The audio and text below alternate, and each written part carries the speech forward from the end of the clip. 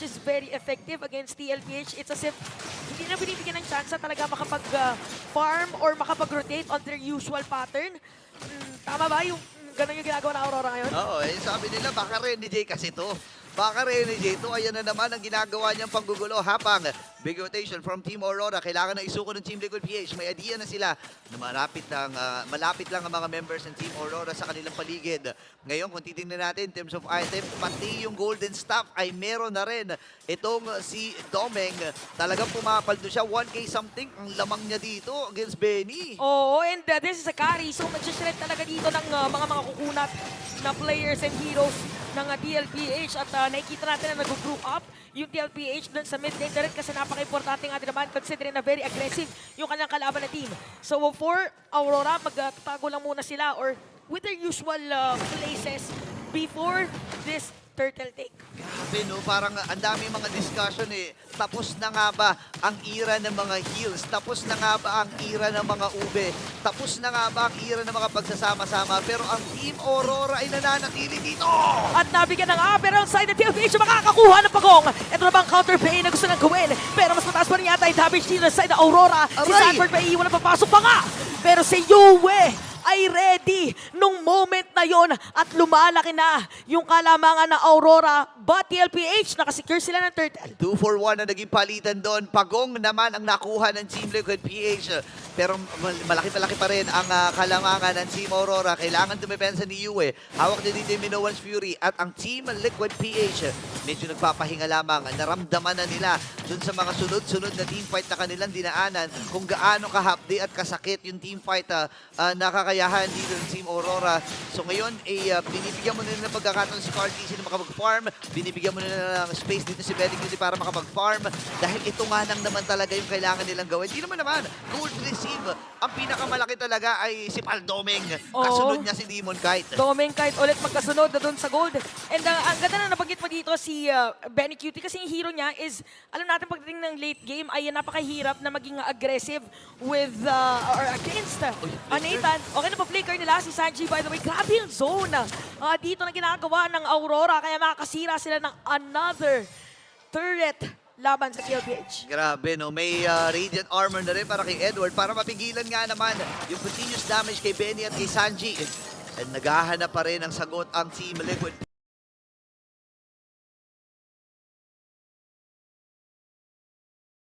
Ng cavalry dito sa may bandang gitna habang si Benny ay trumaba ako na dun sa baba kasi sabi nila kailangan mo nang i-activate, kailangan na yung mga Nimbus, Cumulus Clouds na mapunta dyan sa may bottom lane kasi yung bagyo, lalo na yung hero na yan, napakabilis magpatumba ng tore niyan. Oh, lalo na pag naiwan na doon sa specific lane. So, probably ganun yung tinatry speed up ng side ng TLPH. So, grabe yung lagi nagkakakitaan itong dalawang teams natin dito sa may mid, no?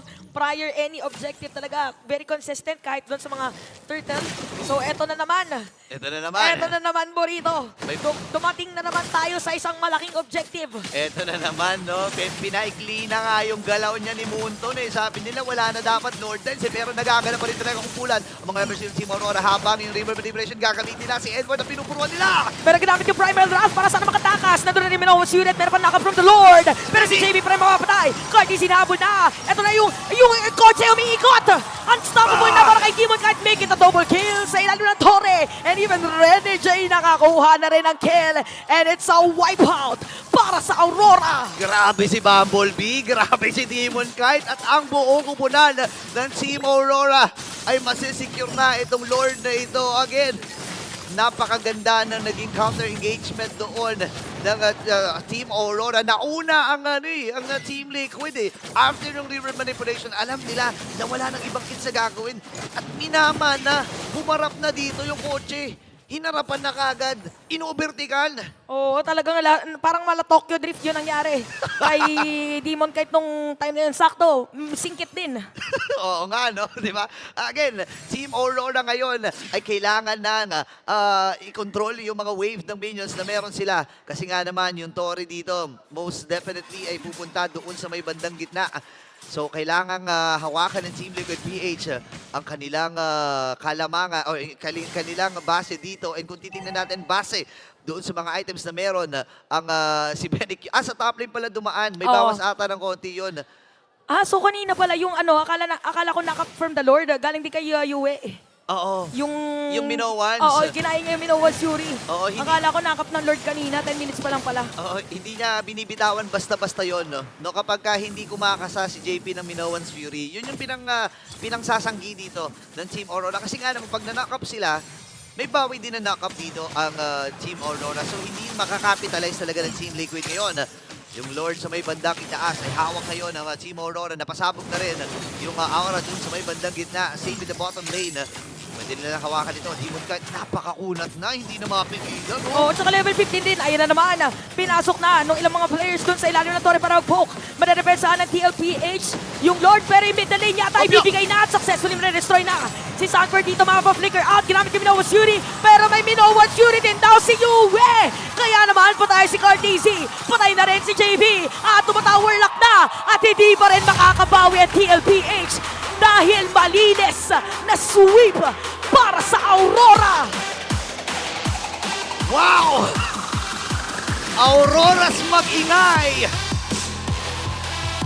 Napakatinding laban, 2-0 sweep. Ibang klase, from hitman to healman. Ang nanguna sa laban na ito. Who would have imagined na ilalabas ang Rafaela sa laban?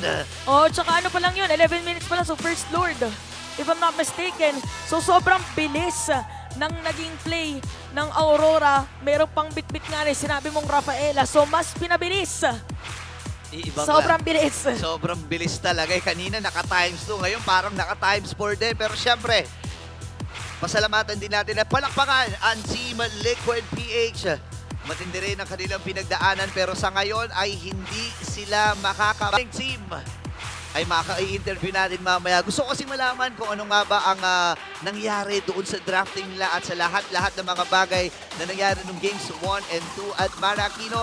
Ipapasa namin sa iyo at kasamang winning team na Aurora. Give it up for Aurora MLBB! What a sweep! 2 quick games. Na-surprise din kami sa Rafaela and X-Borg nyo. Paano nyo ba pinaghahandaan yung TLPH? Lalo na sabi nga ni Rene J, na hindi nyo alam kung sino yung maglalaro sa jungle. Ano po, parehas po namin sila pinagandaan para in case po kung sino man maglaro sa kanila, prepared kami. Ganun po. Rene J, nung nakalusot yung Rafaela mo, X-Borg, did you think like, oh, sure, wala to kasi ang dami yung binanda na assassin? Hindi po. Kasi actually po di po namin masyado napapractice yung X-Borg Rafa. So dito po kasi pasok lang po sa lineup ng tawag dito, ng TLPH. Kaya po ginamit ko po yung Rafaela. Tapos ginamit ko po X-Borg kasi binan po lahat ng hero niya. That was such a surprise for us. Natuwa kami doon. We haven't seen that in a while. Now, how